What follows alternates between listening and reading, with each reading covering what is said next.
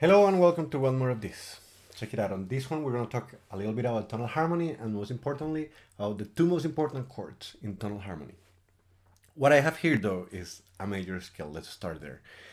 Tonal harmony uses major and minor scales. Tonal harmony has a center of gravity that we're going to call tonic, that we're going to call the key, that we're going to call the fundamental.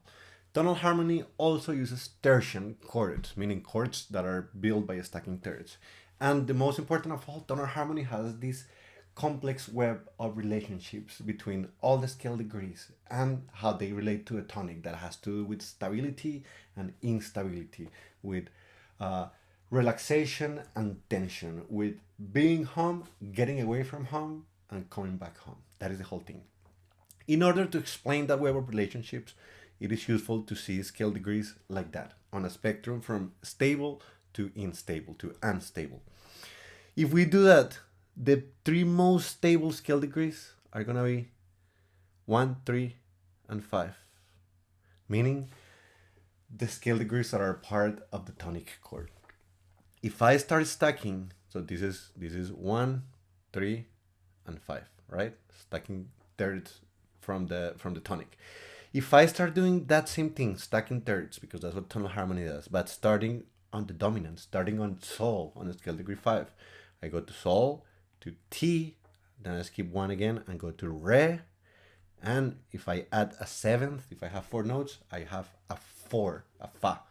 So what I would end up with is 5, let me go here, 5, 7, sol, T, re, scale degree 2, and fa. So you can see that one of these chords tends towards stability, one of these chords tends toward instability, and that's the whole thing about tonic and dominant. One is stable, one is home, the other one is unstable, it's away, it's tension, and then it likes to come back to tonic. But do you remember back in the day when we talked about the major scale that we said that the two half steps on that was very important happened between fa and mi and between ti and do? Well, check it out. Fa and ti are the most unstable degrees of them all, and they are both part of the dominant chord. If I play them together, you see that is a fairly unstable interval, that is a fairly dissonant interval. That is what we call a tritone, because it has exactly 3 whole steps, 3 whole tones between those two, right? Let's see, if we do it here, it will be B to C sharp to D sharp, or E flat to F, no matter how we do it. As a side note, tritones can be a diminished fifth, like here, or they can be an augmented fourth if we invert them. But the important thing is that tritone is part of the dominant chord. Check it out. If I start stacking thirds from the dominant, if you remember your 7 chords correctly, you can see that this is a major minor chord. It has a major triad and a minor 7th, right? Between the 3rd and the 7th of that chord is where we get this tritone. Since we saw that fa wants to go to mi because it's only a half step apart, and ti wants to go to do because it's only a half step apart, check it out. If I have the dominant chord with only that tritone, let's take the 5th out of the equation. If I have that tritone and I resolve it correctly while taking the bass to do, to the center of gravity, what I get is this. 5-7 going to 1. That is the most important thing about tonal music. The relationship between the dominant, the tension of that chord going to the tonic. If you want to build this, let's say I want to go to another key, let's say I want to go to a key of D major. If you want to build this 5-7 to 1, there's different ways that you could approach it, but the easiest one of them all would be to find fa and T. If I'm in D major, T would be C sharp, fa would be G.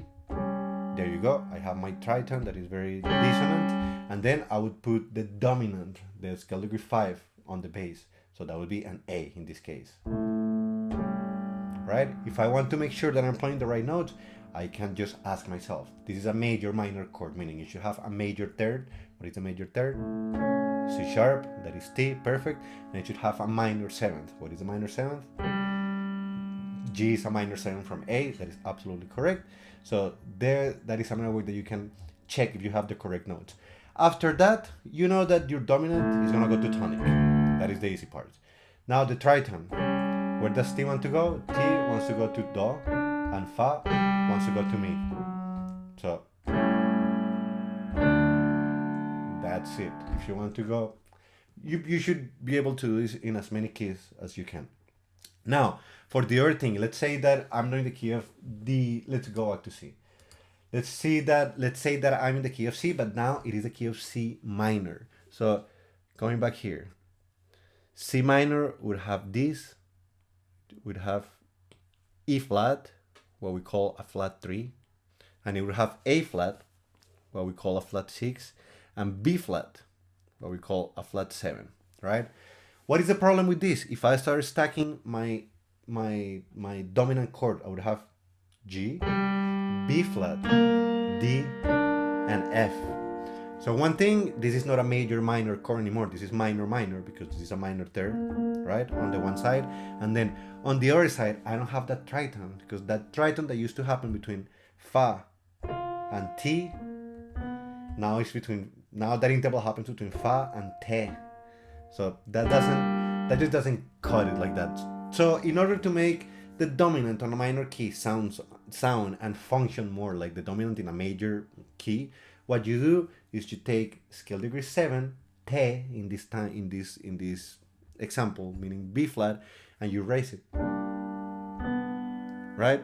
So you're not gonna use B flat anymore, you're gonna use B natural, and this is what we would call a raised 7. Right? So if you were to play a C minor, but instead of playing B flat, you play B natural, you recognize this scale as harmonic minor. So that is the only thing that we do different when we're doing this in minor. We use harmonic minor. The dominant chord is the same, and then it resolves to a tonic triad that is minor in this case.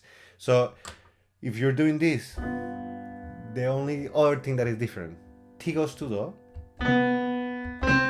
but Fa doesn't go to Mi. Fa goes to Me. That is what changes. So it would be like this.